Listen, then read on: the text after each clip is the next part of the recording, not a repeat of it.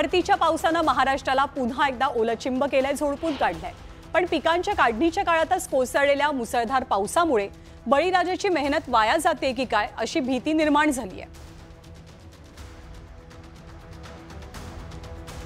तर उत्तर महाराष्ट्र आणि विदर्भामध्ये परतीच्या पावसानं गाजवलेला धुमाकूळ आपण पाहूया। जळगाव, बुलढाणा, गोंदिया आणि वाशिमला पावसाचा सर्वाधिक फटका बसलाय। जळगावच्या एरंडोलमध्ये शुक्रवारी ढगफुटी सदृश पाऊस झाला। हा पाऊस इतका जोरदार होता की पावसाच्या पाण्यामुळे रस्त्यांना अक्षरशः नद्यांचं रूप आलेलं। जळगावमध्ये पाऊस धुमाकूळ घालत असतानाच बुलढाण्याच्या बोर्डी नदीलाही दुथडी भरून पूर आला।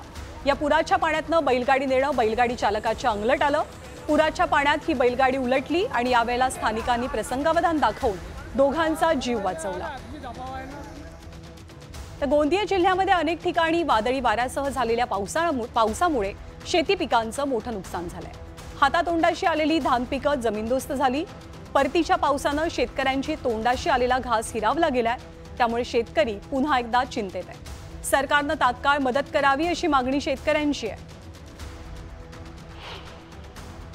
शेतकऱ्यांचा खूप मोठा भारी नुकसान झालेला आहे आणि तोंडात आलेला घास त्यांचा हिरावून घेतलेला आहे, म्हणून शासनाकडून त्याचे त्वरित पंचनामे करावे आणि जास्तीत जास्त संख्येत शेतकऱ्यांना त्यांचे पंचनामे करून त्यांच्या भरपाई त्यांना त्वरित देण्यात यावी। शेतकऱ्याला त्यांच्या तोंडात आलेला घास त्यांच्या हातातून निघून गेला आहे, तरी पण मी महाराष्ट्र सरकारला विनंती करतो की त्यांनी लवकरात लवकर या शेतीचे पंचनामे करून शेतकऱ्याला आपले जो नुकसान झालेलं आहे त्यांची भरपाई करून द्यावं। तर नाशिकमध्ये पडत असलेल्या मुसळधार पावसामुळे गंगापूर धरणातनं पाण्याचा विसर्ग सुरू झालाय। यामुळे नदीकाठच्या गावांना सतर्कतेचा इशाराही दिला गेलाय। तर महाराष्ट्रात परतीच्या पावसाचं धुमशान सुरू असून राज्यातल्या नागरिकांना याचा मोठा फटकाही बसतोय। तर शेती पिकांचं अतोनात नुकसान झालंय।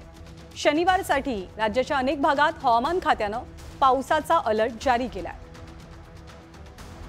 आणि या बातम्यांसोबतच बुलेटिनमध्ये एक छोटासा ब्रेक घेऊन आपण थोड्याच वेळात पुन्हा भेटूया।